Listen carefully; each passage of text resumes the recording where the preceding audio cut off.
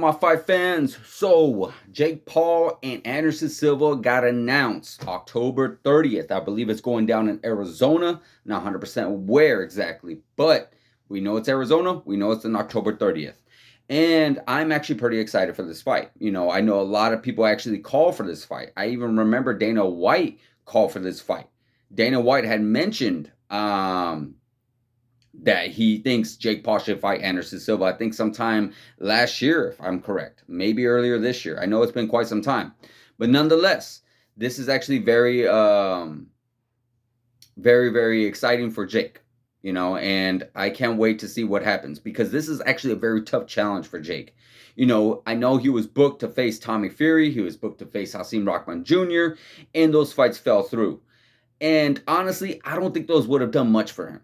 I know those guys are actually boxers, but even with him knocking them out, potentially, not saying he could, but potentially knocking these guys out, I don't see the upside to that.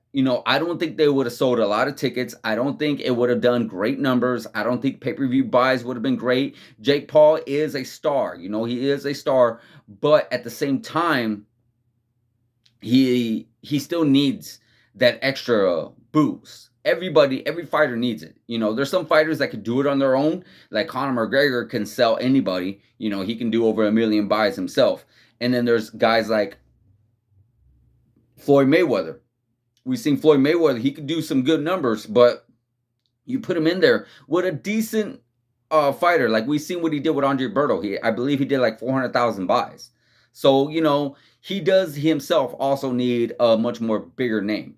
Nobody really knew who Tommy Fury was, unless you're a super hardcore, unless you're following Jake Paul. And nobody definitely knew who Hasim Rahman Jr. was. I'm sorry. Unless you are literally die hard, live, breathe, and sleep boxing, I'm talking from the morning you wake up to the night you go to sleep, watch boxing, and know the ins and outs, you did not know who Hasim Rahman Jr. was. You didn't even know he was even fighting. And so yeah, those two guys wouldn't have done the numbers that he needed. He needed the stars that he was going against, like Ben Askren, who was pretty well known in the MMA world. He needed Tyron Woodley, who is known in the MMA world as well. He has a name. Ben Askren has a name. These guys have a bigger following. So Anderson Silva is considered a GOAT. He's considered in most eyes the GOAT. You're looking at a 10-time, maybe 11-time defending world middleweight champion of the world.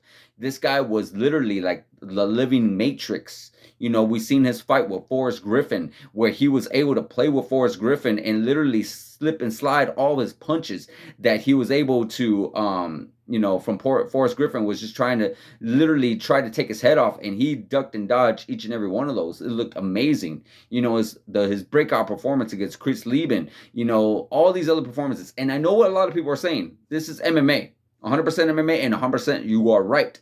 That was Anderson Silva in MMA.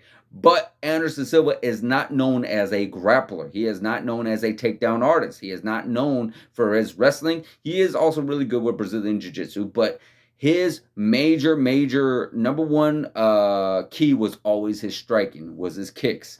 He's not going to do much kicking in this one, obviously, but his striking. If you look on YouTube and if you followed Anderson Silva's career, he has actually done really good training wise with guys like Freddie Roach.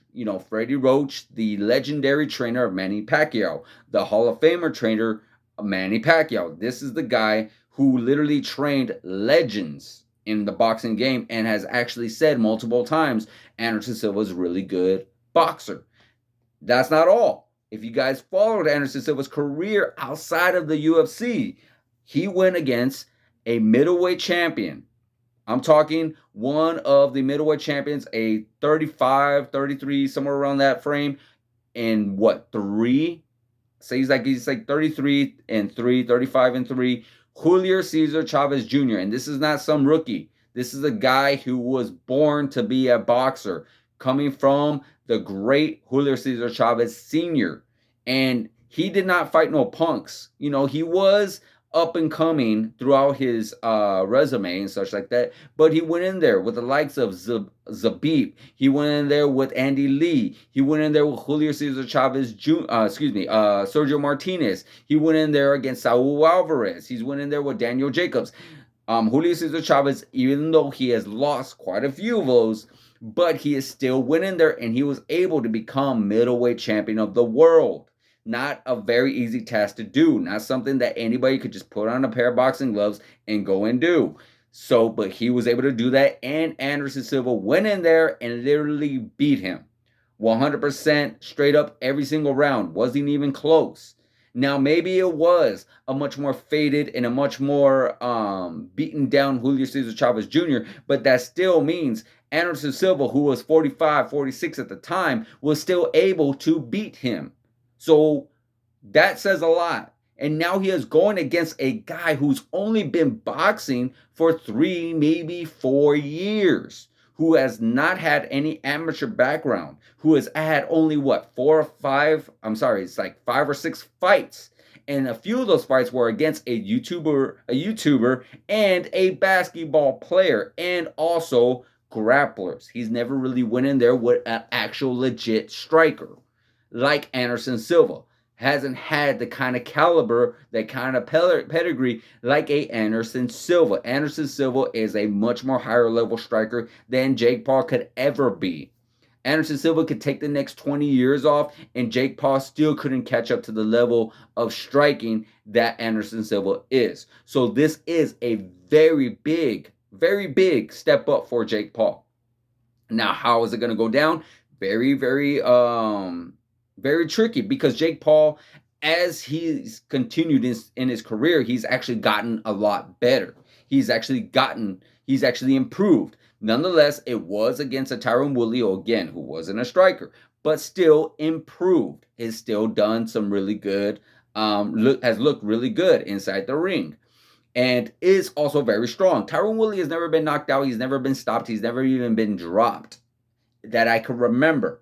Actually, he scratched that. He did get stopped by Nate Marquardt in Strikeforce in his earlier days. But as a punch, like getting knocked out with a straight up punch like Jake Paul did, not that I remember, and not in recent time. So with that being said, that shows a lot, and that says a lot about Jake Paul's power. Anderson Silva, he is not necessarily known for his one-punch knockout power. He can definitely jab your face off. He can definitely strike you. He can definitely do his hooks, his uppercuts. He can put together combinations, but he is not a super big puncher. He wasn't a super big puncher in the octagon. He definitely put his strikes together very well. And he's also, like I said, he liked to move a lot with the matrix. He also liked to fight with his hands down. Something that you cannot do in the boxing ring. You definitely don't want to do that. Because, of course, you have to look out for everything in the cage, the kicks, this, and he was able to play with them. Again, Anderson Silva, he could do that, but he is much older now.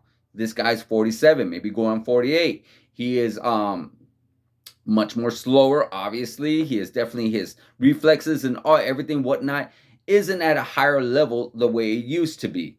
I don't care who you are. I don't care how good of a shape you are. Father Time catches up with everybody, and Father Time says, hey, things are going to start slowing down as you get older. And right now, Anderson Silva, things are going to slow down just a little bit, which could work in Jake's favor. But now for Jake, being that he is stronger, being that he is younger, being that he probably is going to be a little bit bigger, because Anderson Silva is no little guy either. He used to be an 85-pounder, which means he used to cut from, 200 pounds. Now, I'm not 100% sure where the weight class or the catch weight's going to be. Maybe it's going to be 190 or whatnot. But yeah, Anderson Silva is going to be about the same size. But Jake Paul is going to have youth on his side.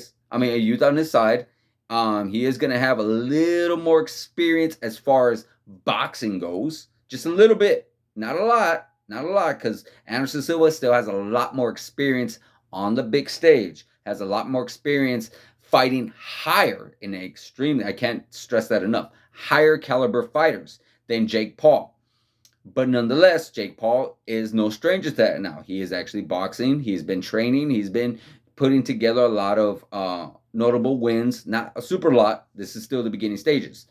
So what's going to happen? I don't know, guys. It's pretty early to tell. if this was prime Anderson Silva, he would just knock the holy shit out of Jake Paul. But being the fact that, and even though he's looking good, don't get me wrong, Anderson Silva is looking very, very good. But being with that said, he is still much older. This is still, Anderson Silva at 47. Reflexes could have him slow down. His chin maybe not be quite the exact same because, again, he did get hit and got rocked a few times in his career, especially later in his career. So that is on the kind of the down part for Anderson. Jake, on the other hand, yes, he is in his prime. Yes, he is younger. Yes, he could be stronger, but the inexperience could also play a factor against him as well. He doesn't have quite the super amount of experience like Anderson Silva does. And now he is not boxing someone smaller. Ben Askren and Tyron Woodley were both welterweights. And, I believe Jake Paul comes around as a middleweight, maybe even a light heavyweight at times. So he is definitely was stronger and bigger at these guys. So Anderson Silva is going to be about that same height, that same size, that same strength, all that stuff. I don't know about the same strength, but he's still going to come in about equal level. So this is actually a very interesting matchup. And honestly, whether Jake Paul wins or loses, you got to give him props. Because again, he could have took on someone easier, like a Tommy Fury or a Hasim Rahman. Not saying it would be 100% easy, but you would probably want to give him just a little bit more of the edge in that fight with those two guys. But with this one's a very, very toss-up fight because of the fact that Anderson Silva is a little older and might be a little bit more slower. And with Jake Paul being bigger and younger, that, again, those things could play a factor. But with Anderson Silva having the more experience and Jake Paul lacking the experience, that, again, plays in favor for Anderson. So both of them have their pros and cons. Both of them have the possibilities of winning. So it's endless. It's endless, guys. I could go on all day about this, but I want to know what you guys think. I really do. I want to know whether or not you think Jake Paul made the right decision on fighting Anderson Silva, whether or not you think Jake Paul is going to take this fight and win, or Anderson Silva is going to take this fight and win. I know it's early to say. We're looking at October 29th. And yeah, it's not that far away. We got a little under 2 months away. So I'm very excited. I want to know how excited you guys are. Like, subscribe, hit that notification button, and I'll see you guys in the next video.